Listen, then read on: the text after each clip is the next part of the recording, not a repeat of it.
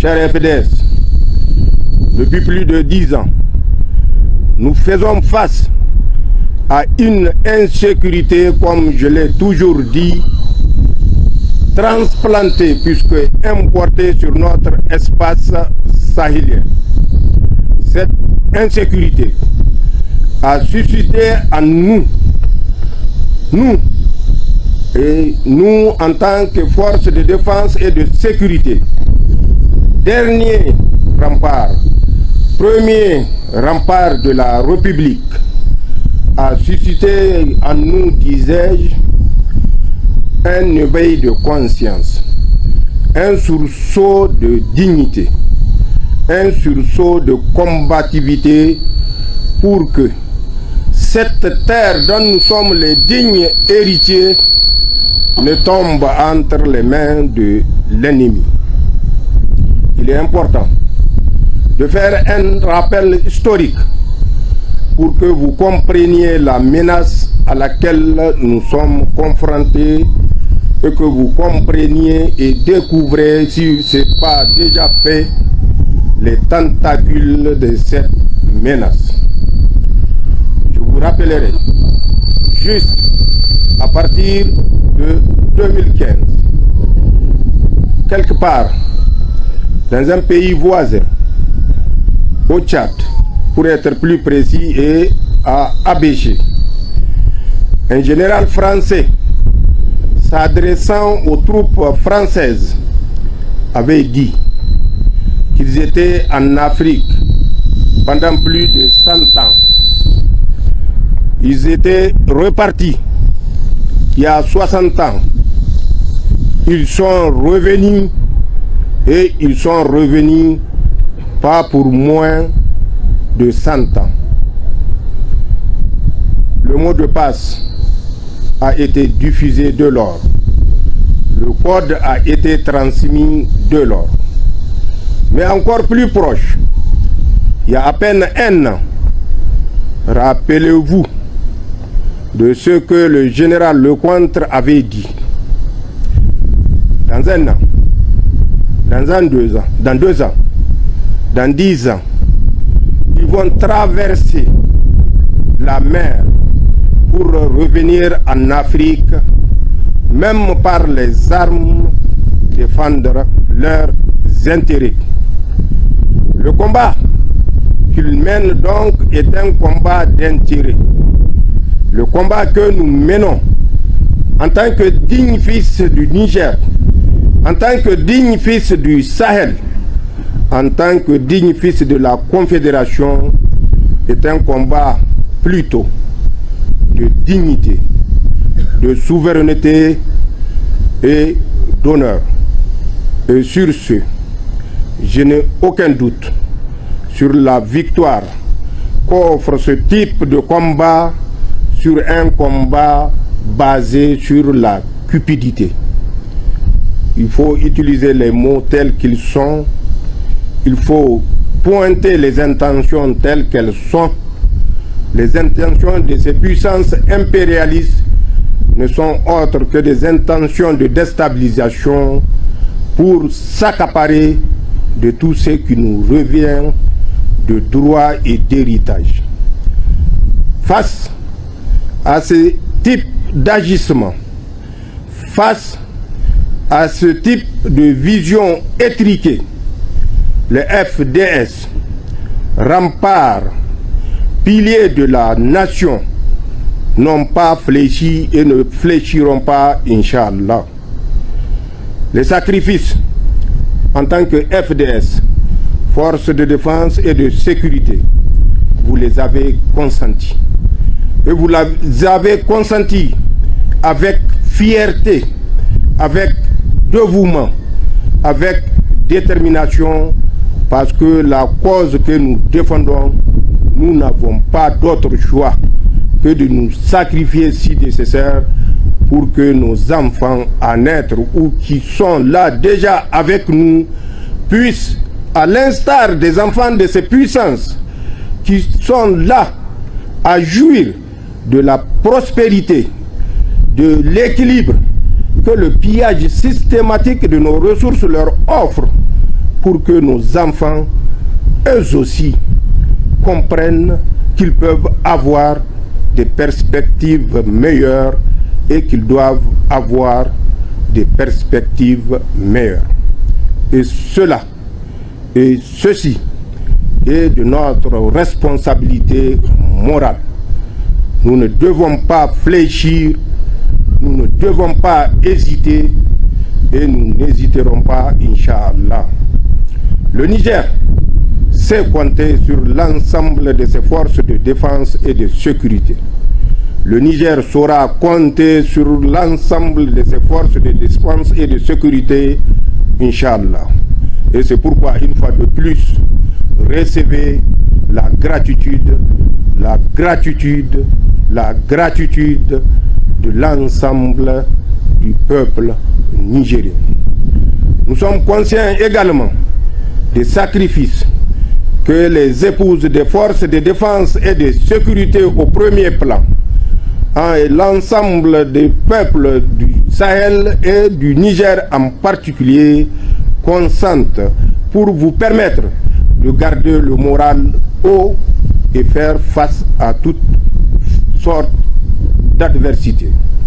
L'État a un devoir moral.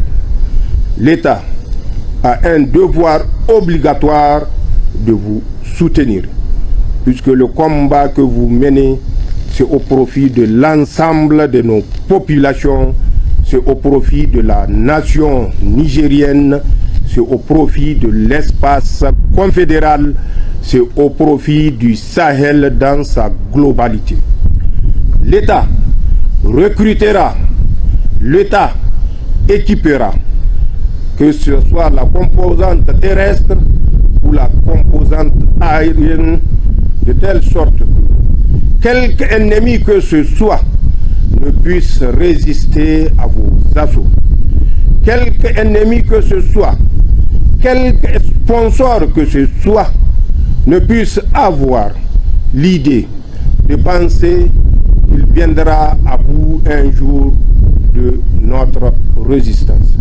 Ceci n'arrivera pas, Inch'Allah, puisque notre détermination est permanente et sera éternelle pour notre pays, Inch'Allah. Forces de défense et de sécurité, l'ennemi que vous combattez a utilisé de la perfidie en 1860, 70, 80, 90 jusqu'à 1900 pour tenter de nous soumettre. Il n'est pas parvenu à nous soumettre malgré ce qu'il pense croire être une soumission. Il ne parviendra pas à nous soumettre, Inch'Allah. Nos ancêtres, nos vaillants ancêtres, que leur âme repose en paix, Allah leur accorde sa rahma, ont lutté jusqu'au sacrifice suprême pour défendre notre espace pur et pur de toute souillure. Ces ancêtres, je citerai quelques-uns à titre d'exemple. Vous prenez à l'entrée côté ouest Alpha Oumarou Karma. Vous prenez le chef Mahamadou Atikou. Vous prenez Alpha Seyd. Vous prenez Saraounia Mangou. Vous prenez Masalati dans le Gobir Katsina. Vous prenez Mahamadou Dan Ibrahim à Koni. Vous prenez Kausen dans le Abzin. Et vous prenez tous ceux qui ont résisté, tels que Amadou Tanimoun Kourandaga dans le Damagaram, et plus loin dans le bassin du lac Tchad, le dernier résistant Rabat. On nous a fait croire que Rabat n'est qu'un simple esclavagiste, un simple brigand. Ça, c'est la version des puissances colonisatrices, des puissances prédatrices. Rabat est un digne fils de l'Afrique. Là-bas est un digne fils à l'image de ceux que je viens de citer, qui ont compris que la défense de notre espace est de notre responsabilité, et cela jusqu'au sacrifice suprême. Je vous rappellerai, pour ce qui nous concerne, cette génération, l'ennemi a utilisé dans un premier temps de la tactique d'affaiblir, ensuite anéantir les forces de défense et de sécurité pour parvenir, comme en 1800, où il a utilisé malheureusement des frères qu'on a appelés tirailleurs pour massacrer leurs propres frères par ignorance, par inconscience, par manque de vision stratégique. Il utilise les mêmes types de tirailleurs aujourd'hui que vous voyez, que vous confrontez sur des motos, sur des vélos, deux fois à pied, appuyés par des véhicules et des moyens de reconnaissance aérienne que ces puissances mettent à leur disposition. Ces tirailleurs d'un nouvel âge sont les mêmes que ceux qui ont massacré leurs frères il y a de cela 100 ans, 130 ans exactement. Aujourd'hui, on les présente sous l'appellation des djihadistes.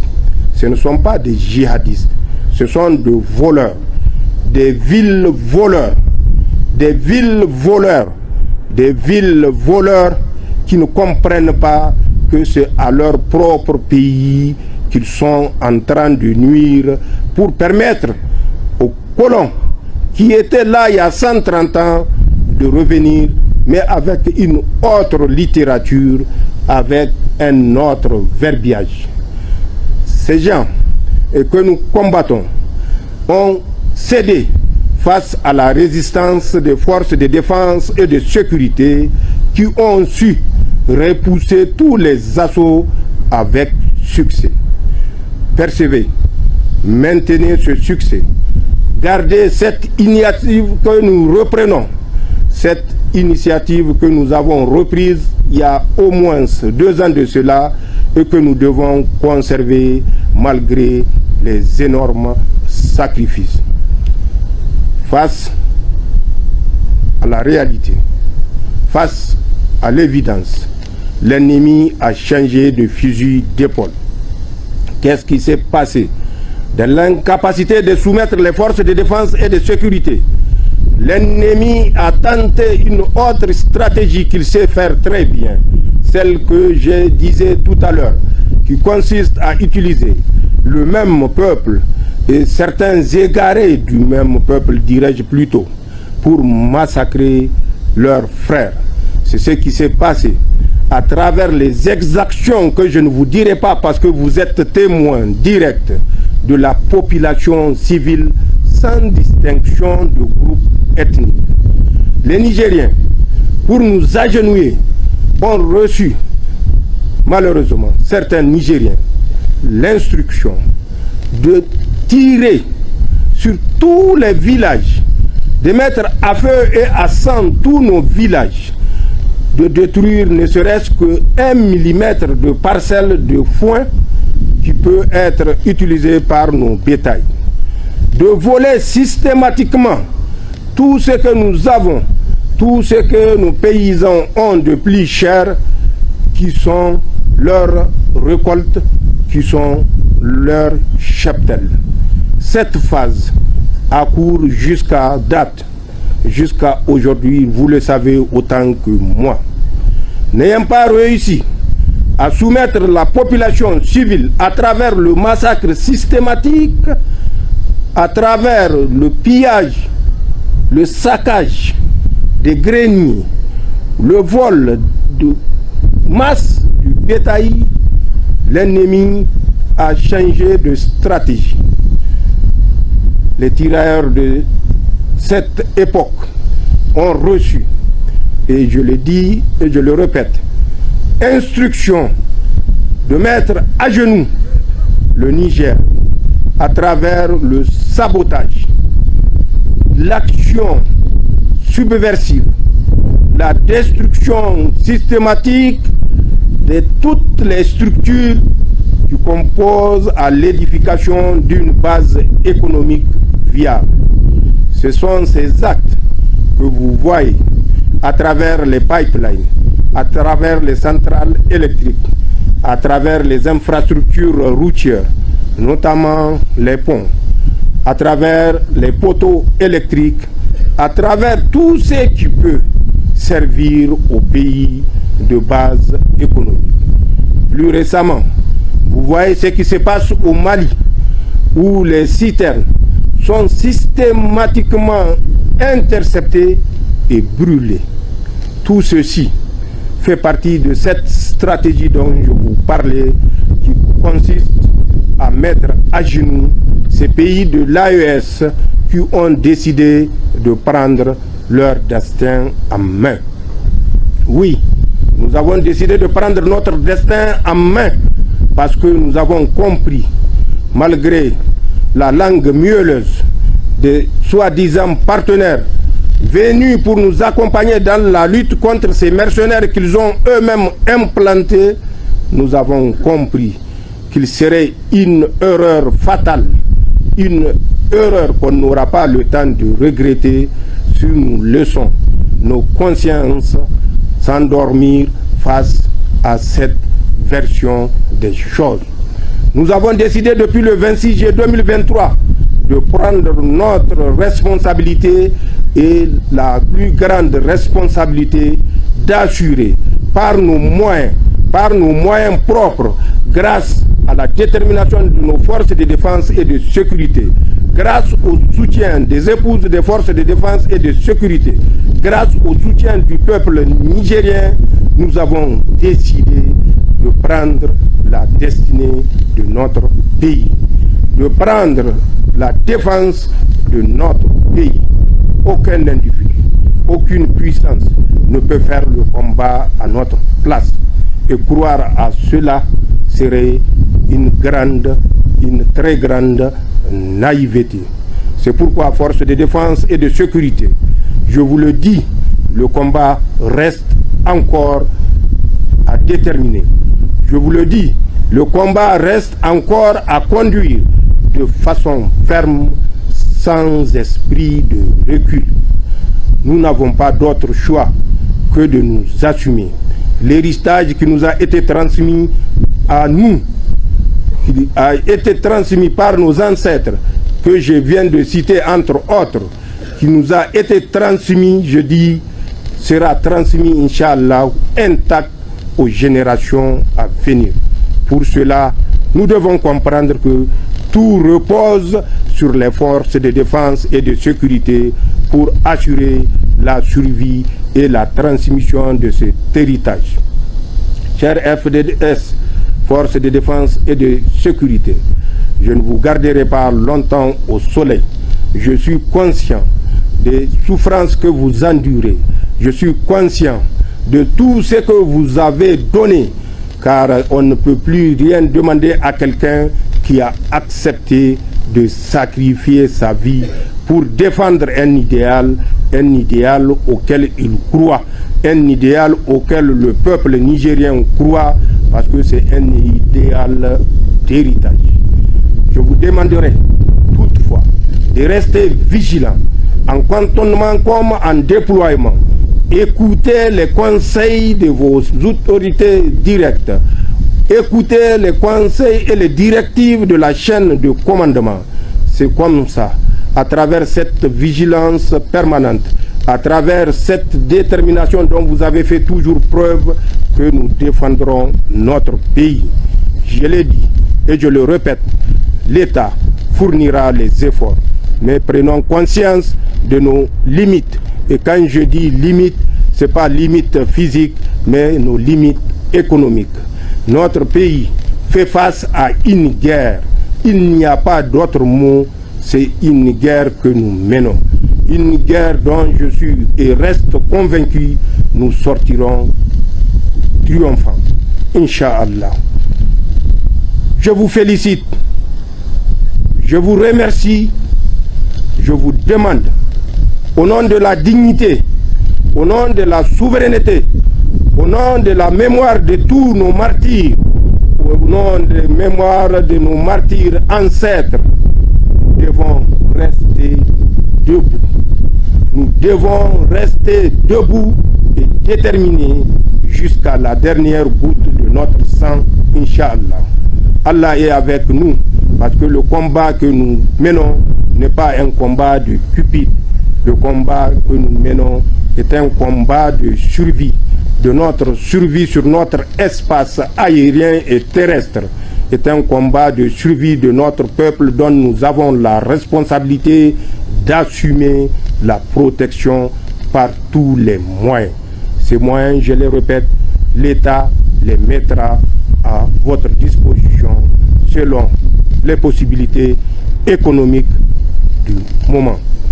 Allah préserve notre pays, Allah préserve l'ensemble des forces de défense et de sécurité et leurs familles. Allah préserve le peuple nigérien résilient, souverain, indépendant et indépendantiste, car insoumisable et insoumis. Vive la République du Niger, vive les forces de défense et de sécurité. Je vous remercie du temps que vous m'avez accordé. Allah nous couvre de sa rahma. Amin. Le président nigérien, le général Abdourahmane Tiani, a brisé le silence le 8 novembre 2025. Devant ses soldats, il a dénoncé le rôle trouble des puissances occidentales dans la propagation du terrorisme au Sahel. Ces paroles résonnent comme un cri de vérité dans un continent fatigué des mensonges.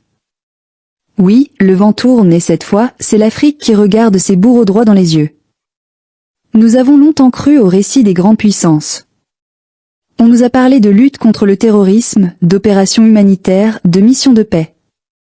On nous a juré que la présence militaire étrangère en Afrique visait à protéger nos peuples, à sécuriser nos frontières, à empêcher la barbarie. Mais aujourd'hui, les masques tombent. Et les paroles du président nigérien, le général Abdourahmane Tiani, viennent confirmer ce que beaucoup d'Africains soupçonnaient depuis longtemps. Le terrorisme n'est pas une menace naturelle. Il est un instrument. Une arme de domination moderne. Ce qu'il a révélé n'est pas nouveau pour ceux qui savent lire entre les lignes. Mais pour la première fois, un chef d'État africain, en uniforme, debout devant ses hommes, a osé dire ce que d'autres n'osent murmurer qu'à voix basse. Le terrorisme en Afrique est une création, un projet, une fabrication politique et économique menée par ceux qui prétendent nous sauver. Oui, il faut le dire sans détour, les djihadistes ne tombent pas du ciel. Ils ne naissent pas spontanément dans le désert. Ils sont armés, financés, orientés. Par qui? Par les mêmes puissances qui exploitent notre uranium, notre or, notre pétrole. Par ceux qui veulent que nos États restent fragiles, dépendants, incapables de se relever sans leur base militaire. Regardons le Sahel. Le Mali, le Burkina Faso, le Niger. 3 nations souveraines, 3 peuples courageux, qui ont décidé de rompre avec la servitude coloniale et de choisir leur propre destin. Et, comme par hasard, c'est depuis ce moment-là que les attaques djihadistes se sont multipliées, que les embuscades se sont intensifiées, que les frontières se sont enflammées. N'est-ce pas étrange? Quand les forces françaises de Barkhane et de Takuba étaient encore présentes, le terrorisme prospérait comme un champ arrosé. Et aujourd'hui que les peuples prennent leur liberté, ce même terrorisme redouble de vigueur, comme s'il refusait de mourir sans s'émettre. Nous, Africains, devons avoir le courage de poser les vraies questions. Qui alimente ces groupes? D'où viennent leurs armes, leurs véhicules, leurs moyens de communication sophistiqués? Comment des hommes perdus dans le désert peuvent-ils disposer d'un tel arsenal sans un appui logistique d'envergure? La vérité, c'est que derrière chaque attentat, chaque attaque, chaque ville saccagée, se cache une main invisible. Et cette main, souvent, a les doigts blancs de la civilisation. Les mêmes qui parlent de démocratie dans nos capitales financent la désolation dans nos campagnes.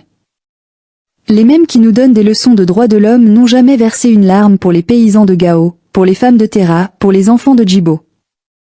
Mais aujourd'hui, le vent tourne. Le général Tiani, comme Assimi Goïta au Mali et Ibrahim Traoré au Burkina Faso, incarne une nouvelle génération de dirigeants africains qui ne veulent plus courber les chines. Des dirigeants qui comprennent que la souveraineté n'est pas un mot de discours, mais une ligne de front. Ils savent que le combat n'est pas seulement militaire, mais aussi idéologique et spirituel. Car l'enjeu, ce n'est pas seulement de chasser les terroristes, c'est de chasser ceux qui les créent.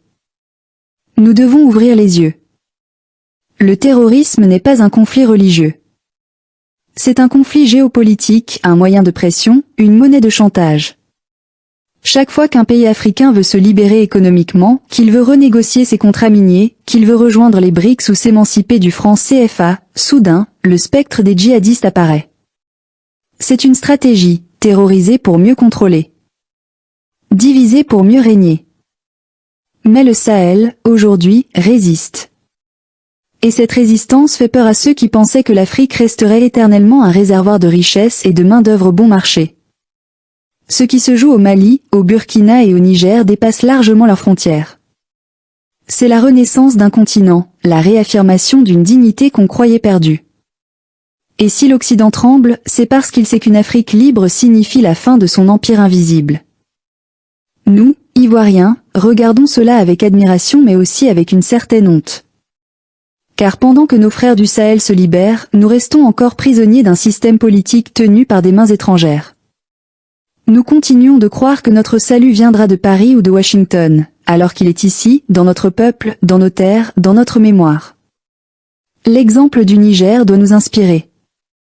Le courage du général Tiani doit résonner jusqu'à Abidjan.